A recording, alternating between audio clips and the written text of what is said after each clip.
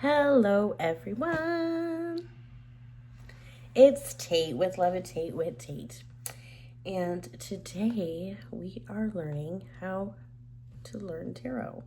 So this is the introduction on the series I'm going to start.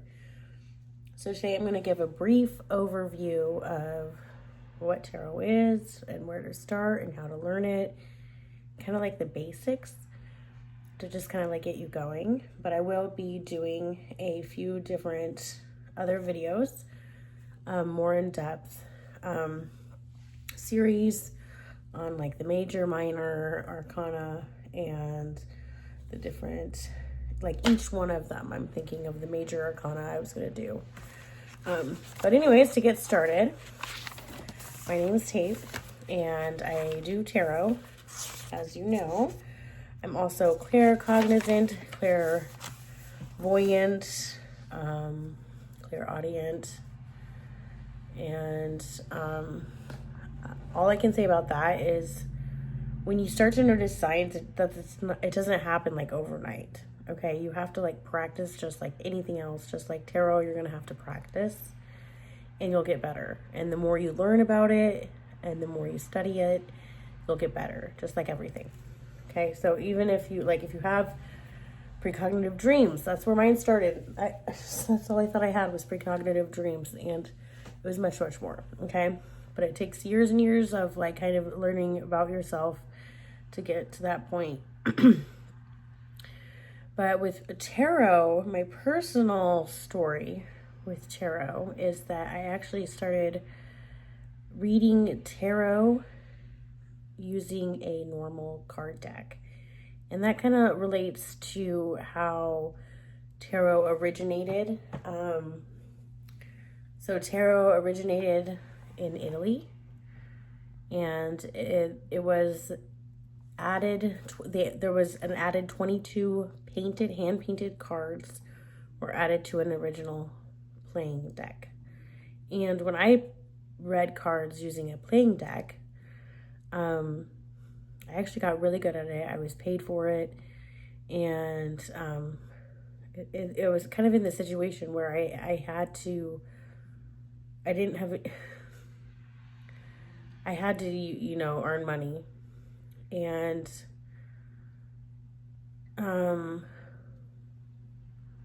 that's all I had was like a deck of cards. Anyways, so I read tarot, right? And so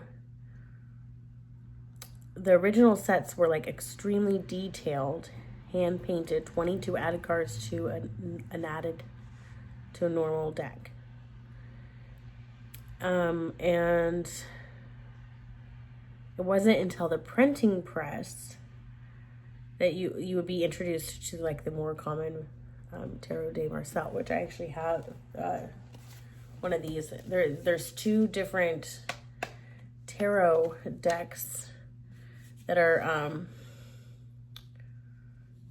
that were kind of like made at that time. It was the Tarot de Marsele, and the Swiss. So and those are the two most distinct tarot decks that you'll find that were and I purchased. That's one of the reasons I purchased. This is my first tarot deck, and I bought this in person at Iris. It's a spiritual store in Inglewood, Colorado, and I highly recommend going there. As part of my thing was I wanted to pick out by hand my first tarot deck, and like really, because they had a wide variety selection, and there are many, many, many different tarot decks. Okay, and the thing about tarot is they all have the same pretty structured, fixed layout as far as the tarot decks go.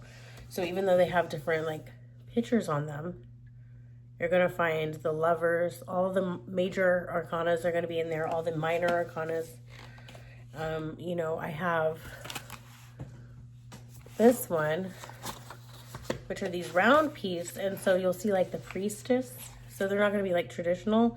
Everyone's a woman, and they'll like use Priestess, and instead of the High Priestess, they use like like a shaman. But it's a similar idea, like as far as like the structure goes.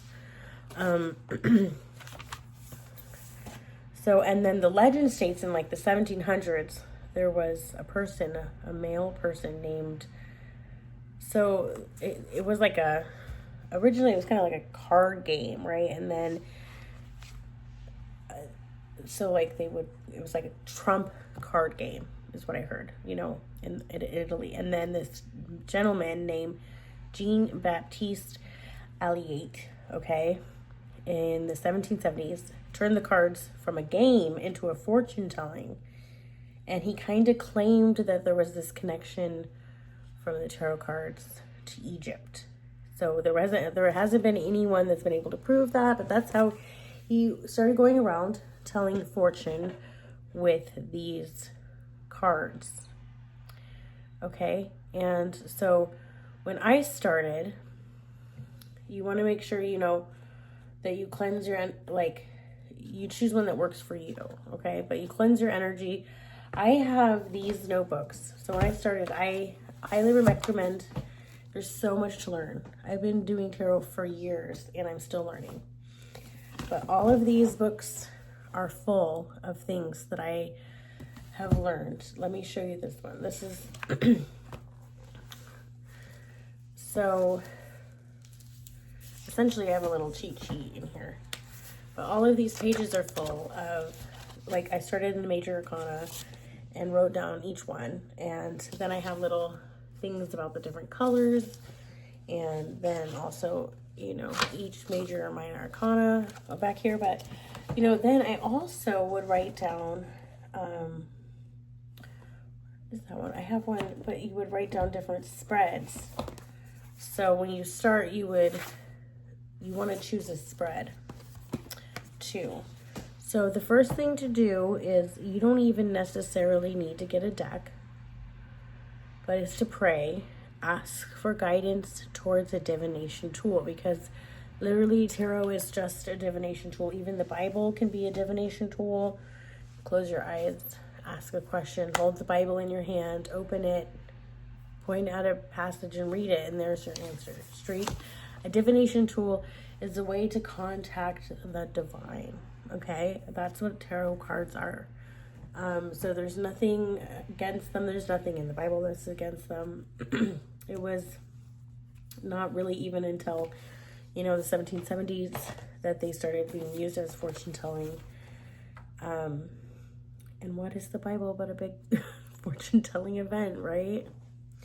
Okay, so anyways, I love the Bible, by the way, but I also love tarot. Okay, and so we'll go back to here. So the most important thing is you want to find one that works for you. Okay, so I started with this one. The thing about the CBD de Marsele, okay, these are what I liked them because I wanted to be able to use the original. I thought, somehow that would give it more.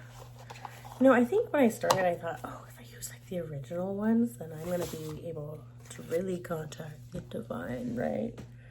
So these are this is the Queen. And so you'll have the original Reine de Paix. I think that's how you say it. It's Italian. The Queen of Swords. So the Paix is a source. Lama. It must be French. It's not Spanish. So that's the Fool. Okay, and so essentially tarot is the major arcana. We'll get there. So strength, La Force. And so you'll see that these they have like a little bit, I thought somehow I was going to relate to I really like this deck now, and I'm starting to really get a relationship with it. And I think that's what you need to understand, is that your decks, you're going to be able to develop a relationship with them. So then I got this because I was like, well, I did really, when I opened this up, I had a really hard time with it after reading a regular deck, actually. And so I got this because this is actually like a regular deck. And the way I read Gypsy Witch is different. It's not tarot, okay, because tarot is fixed. So this is more like a whole different subject. But I got that because, see, it's a regular deck, and then it has a whole different other meanings on it. But the meanings kind of have changed for me since I began using these versus what the regular deck meanings were for me. But that's a side note. So anyways, you want to get a notebook. You want to make sure you cleanse your energy before using the tarot. You know, they used to call it tirashi. Tirashi is Italian. And so when you get a deck, you want to start with like a 3-card spread or something simple like that. Just one deck, ask a question, and you want to be specific with your questions. And typically tarot, there are going to be 3 main areas of tarot that you'll be able to cover, like starting usually. And the tarot is really easy about, they're built to answer these questions. And so that's going to be around love and finances and like your career, so success. And so over time, as you evolve as a tarot reader, it's going to, you're going to evolve, your understanding and your spiritual concepts grow. Then you're going to be able to expand the spreads. And there's all sorts of different types of spreads. You can have like a T spread, one based on what you need to learn. I would just start with a basic 3-card spread. You're going to pull a card. You can do a past, present, future. You can do who, what, why. There's different ways of doing it, or just to read this spread across like you would an actual book. So learning the basic blocks will help you uncode. So this video will not give you everything about tarot. It's impossible to put that into one video.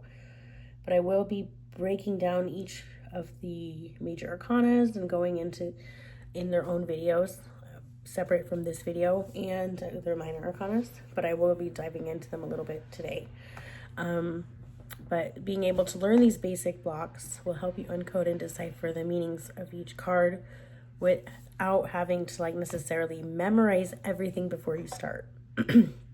Which I think that kind of scares people because there's 72 cards in here. And that's a lot of memorization.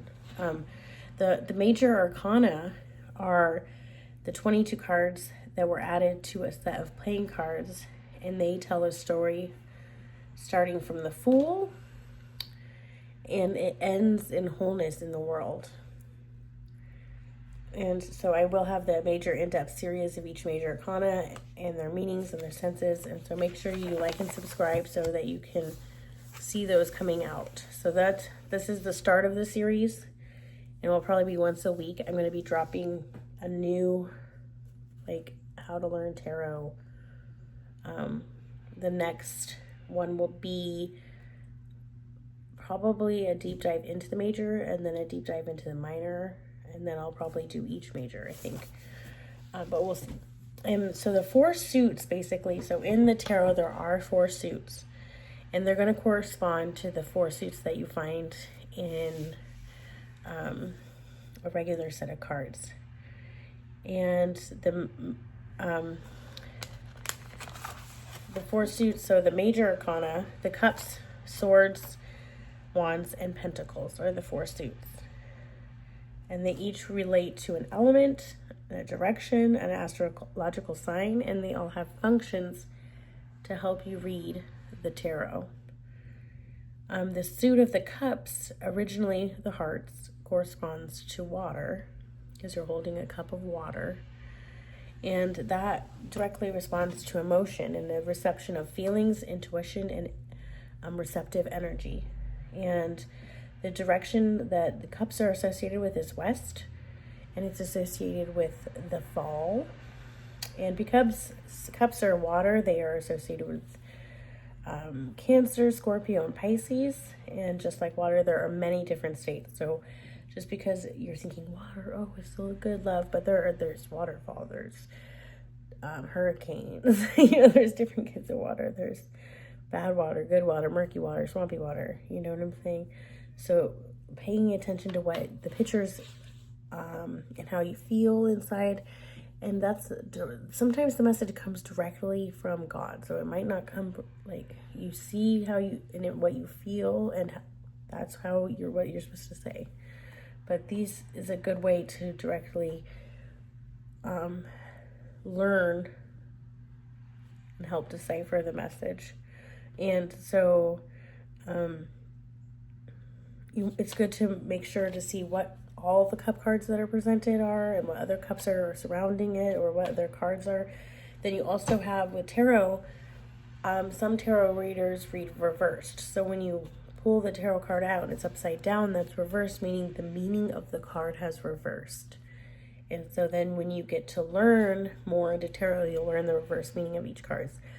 Some beginner tarot card readers don't use the reverse until they're more familiar with all the meanings of the cards. So the suit of the swords is also known as spades in the original, and that corresponds with the element air, and it relates to intellect, logic, truth, ambition, and communication. And I associate with thinking a lot. Just a lot of thinking. Swords are mental energy. And so the direction is east, and it's associated with springtime. And the signs that are related are Libra, Gemini, Aquarius, the air signs. And the swords, you know, I just see a lot of mental, it's all mental stuff, you know, a lot of thinking, okay? All right, and then the suit of wands, I'm going to just start shuffling this here. Oh, here's the chariot. So this is the major arcana. We have card number 7 out of 20. There's the major, or 22, I'm sorry. In the suite of the wands, so we'll go to the wands, associates with fire, and it corresponds with the astrological signs Aries, Leo, and Sagittarius. And it's a suit that represents energy, drive, willpower, action, creativity, power, direction. So the suite of pentacles or queens is associated with earth and diamonds and the normal deck. So in a normal deck, it's associated with diamonds. I always associate it with money, coins, and the astrological sign, like something tangible, you know, materialistic. And it's associated with Taurus, Capricorn, Virgo, and it demonstrates finances, the material world, stability, nature, and associated with north and wintertime. So in each one of the suites, suits from the minor arcana, so you'll see this is like the queen of coins. Let me show you. This is the Light Seers Tarot. It was a very popular deck. Actually, I think I have a link below where you can find it. 78. And so you can actually, with these ones, the pictures are very detailed, as you can see, and they kind of help you remember what they're about. So when I got this deck, I learned a lot faster, I thought.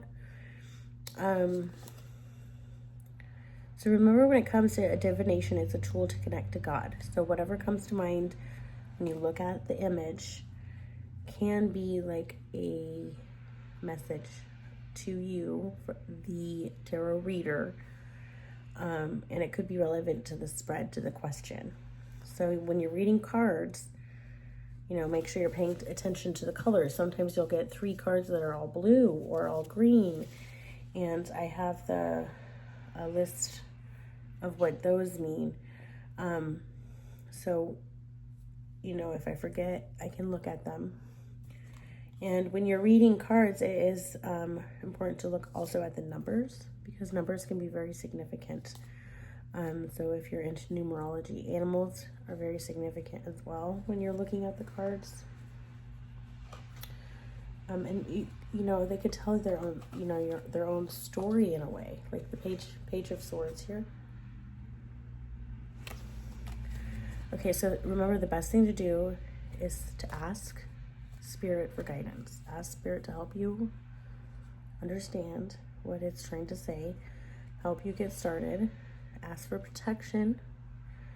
And so remember, anything can be a divination tool. The Holy Bible, like I told you. And that's how I used to do. I used to ask the Holy Bible, ask God for please, and then ask a question, open the Bible up and read a passage. Tarot and Oracle cards differ, because tarot cards are going to be, you know, these are both tarot decks. They have the same overall fixed set system where they have the major arcanas, the minor arcanas. They're all going to have the Five of Wands, the Five of Swords. You know, they're all going to have the Chariot. You can have different themes, but they're going to have the same structure, whereas oracles are more about theme-based messages. And I do love having an oracle card as like one oracle card in a tarot spread. That's what I do now. Like right now I have this Mother Mary oracle. I have right here, but I have like a few of them. But you know, you choose a card to kind of help give you kind of an energy to the whole spread. Or as like, you can also choose to pull an oracle card at the end. Sometimes it's like with my deep love, you could choose one and it'll give you like some sort of guidance at the end. So I did want to share with you briefly, you know, since there's all the minor suits, you have all the minor suits will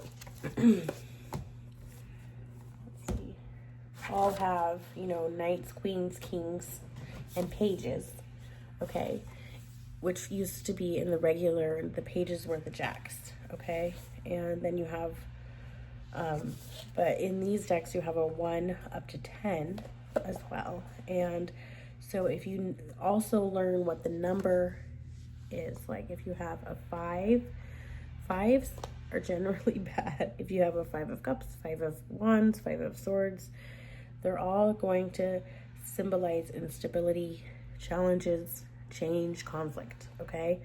So if you also learn that like 1s symbolize new beginning, energy, 2s, partnership, balance, and division. 3s are going to symbolize acknowledgement and creation. 4s symbolize stability, boundaries, foundation. And like I said, 5s, instability, challenges, change. So if you were to see like a 5 in reverse, it would be the opposite, right? And then so 6s represent harmony and improvement. 7s represent potential and ambitions and reflection. 9s represent intensity and accomplishment. And 10s are usually accumulation or endings or wholeness. They're usually good. Like, you know, 10s, 6s are good.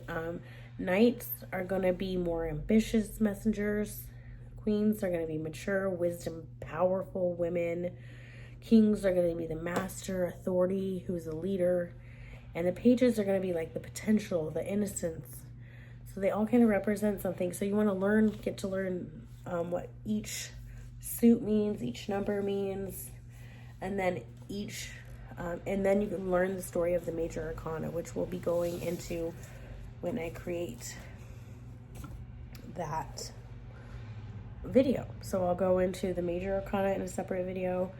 And then I'm going to be doing a video for each one of the major arcana so we can get to know each one a little bit better and get to know their story a little bit better. Oh, so one thing I wanted to mention, this is before I started reading tarot a long time ago. I was an actress.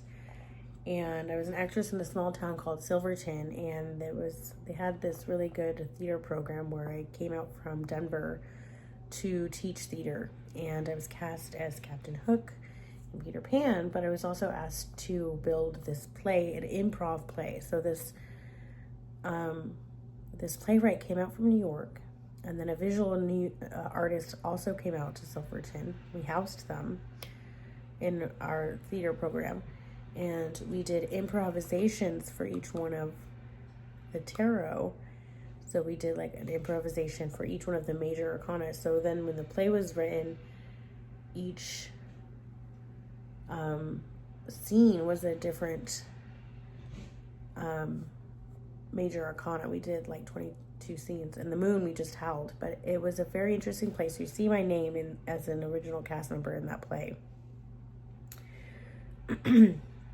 But anyways, I got my tarot card read twice by 2 different tarot readers while we were doing this project. And they read me the same exact tarot cards. And that's when I really started believing in tarot. Because 2 different tarot readers, I was like, whoa. You know, I didn't know anything about tarot at the time. This is like all brand new to me. I was doing improv. I'm really good at improv, but so like I helped write the play, and then I was in the original play. It was really fun, but I was really mind-blowing that I know the Fool was one of them. I got the Fool. I'm trying to remember. I almost remember the cards, but I know I got the Fool. But anyways, yeah, so I hope you got something from this video, and this is the introduction on how to learn tarot, and then make sure to like, share, subscribe so that you can learn more about tarot for my channel. So I hope that you have a beautiful day. It is raining here and I absolutely love it. I'm from the west where it's very dry and it doesn't rain, and now I'm living in the east where it's raining and I'm loving it. So very grateful for it. So grateful for you too, and thank you for staying tuned, and I hope you enjoyed yourself, and have a beautiful, beautiful day. Mwah.